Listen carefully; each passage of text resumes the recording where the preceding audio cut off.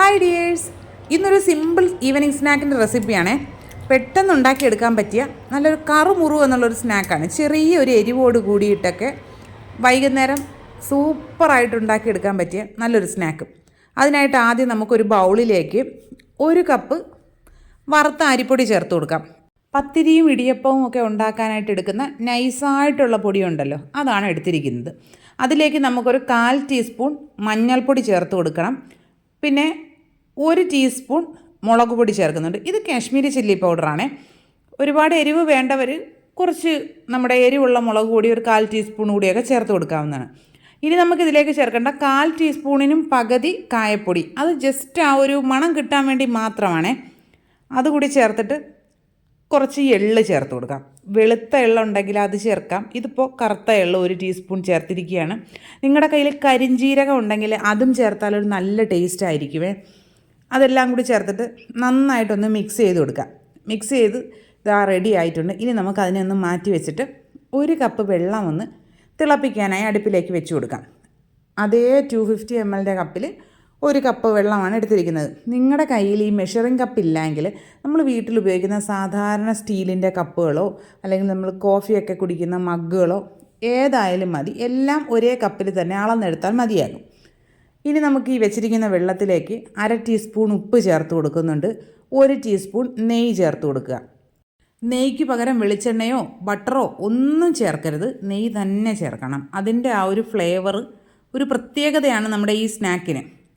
വെള്ളം നന്നായിട്ട് തിളച്ച് കഴിയുമ്പോൾ നമ്മുടെ ഈ പൊടി ഇതിലേക്ക് ചേർത്ത് കൊടുത്തിട്ട് ഒരു സ്പാച്ചുലയോ തടിത്തവിയോ എന്തെങ്കിലും വെച്ചിട്ട് മിക്സ് ചെയ്ത് കൊടുക്കാം. ഫ്ലെയിം ഏറ്റവും കുറച്ച് വയ്ക്കാൻ പ്രത്യേകം ശ്രദ്ധിക്കുക. ഈ വെള്ളം ഇത് തന്നെയാണ് ഇതിൻ്റെ അളവ്.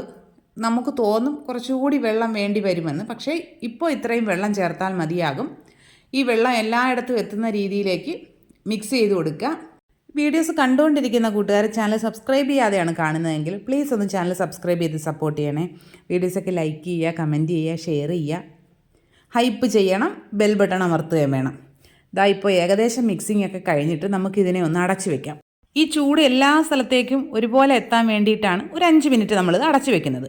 5 മിനിറ്റ് കഴിഞ്ഞ് ഇതിനെ തുറന്ന് നോക്കുമ്പോൾ നല്ല ചൂടായിരിക്കും. അപ്പോൾ നമ്മൾ എന്താ ചെയ്യുക, തണുത്ത വെള്ളത്തിൽ കൈ ഒന്ന് മുക്കിയിട്ട് ഇതിലേക്ക് ചെറുതായിട്ടൊന്ന് കുടയുക. ഞങ്ങളിതിനെ കൈവെള്ളം തളിക്കുക എന്നാണ് പറയുക കേട്ടോ. അങ്ങനെ കുറേശ്ശെ ഒന്ന് തളിച്ചിട്ട് ഒന്ന് മിക്സ് ചെയ്തെടുക്കാം. ഒരുപാട് വെള്ളമല്ല, കൈ നനയ്ക്കുന്ന ആ ഒരു വെള്ളം മാത്രമേ പാടുള്ളൂ. ഇത് കുറേശ്ശെയായിട്ട് നമ്മളിങ്ങനെ കുഴച്ച് വരുമ്പോൾ ചൂടാറി കിട്ടും. പിന്നെ നമുക്ക് ഇതിനെ സോഫ്റ്റാക്കി കുഴച്ചെടുക്കാൻ പറ്റും. ചൂടോടുകൂടി തന്നെ ഇങ്ങനെ ചെയ്യണം, ഇല്ലെങ്കിൽ മാവ് ഒരുപാട് റഫായി പോകും. ഇതായിപ്പോൾ നമ്മുടെ മാവ് നല്ല സോഫ്റ്റായി കിട്ടിയിട്ടുണ്ട്. ഇനി നമുക്കിതിനെ കുഞ്ഞ് നെല്ലിക്ക ഉണ്ടല്ലോ, നെല്ലിക്ക വലിപ്പത്തിലെടുക്കുക. അതിനെ ഇങ്ങനെ ഉരുട്ടി നമ്മുടെ ഇടത്തെ കൈയുടെ കൈവെള്ളയിൽ വെച്ചിട്ട് പരത്തിയെടുക്കുക.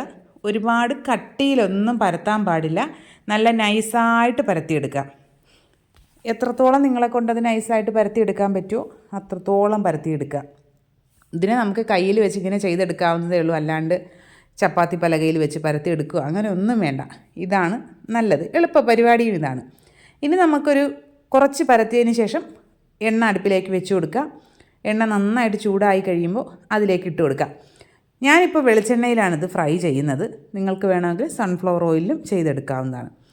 ഇത് കുറേശ്ശെ ഇതിലേക്ക് ഇട്ട് കൊടുത്തിട്ട് ഫ്ലെയിം ഒന്ന് മീഡിയത്തിലാക്കി കൊടുക്കുക. എന്നിട്ട് എണ്ണ കുറേശ്ശെ കോരി ഇതിന് മുകളിലേക്ക് ഒഴിച്ചു കൊടുക്കുക.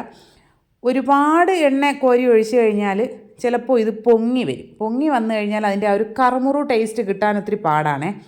അപ്പോൾ ഇത് ഒരുപാട് പൊള്ളി വരാണ്ടിരിക്കാൻ പ്രത്യേകം ശ്രദ്ധിച്ചുകൊള്ളുക. തിരിച്ചും മറിച്ചുമൊക്കെ ഇട്ട് നല്ല കറുമുറു ഒന്ന് ആക്കി എടുത്തിട്ടുണ്ടേ. ഇനി നമുക്ക് ബാക്കി കൂടി ഇതുപോലെ പരത്തിയെടുക്കണം. എനിക്ക് ഇങ്ങനെയുള്ള എന്ത് സ്നാക്ക് ഉണ്ടാക്കിയാലും എനിക്ക് അമ്മായിപ്പത്തിരിയുടെ ഷേപ്പിൽ ഉണ്ടാക്കി എടുത്തില്ല എങ്കിൽ എന്തോ ഒരു ഭയങ്കര ദുഃഖമാണേ. ഈ അമ്മായിപ്പത്തിരി നിങ്ങളൊക്കെ കഴിച്ചിട്ടുണ്ടോ? ഞങ്ങളുടെ ഫേവറേറ്റ് സ്നാക്കാണ് കേട്ടോ. ഇതുപോലെ ഈ ഒരുപാട് വലിപ്പം വരില്ല അമ്മായിപ്പത്തിരിക്ക്, നല്ല ടേസ്റ്റാണ് കഴിക്കാൻ. കഴിച്ചിട്ടുള്ളവർ കമൻറ്റ് ചെയ്യണം കേട്ടോ.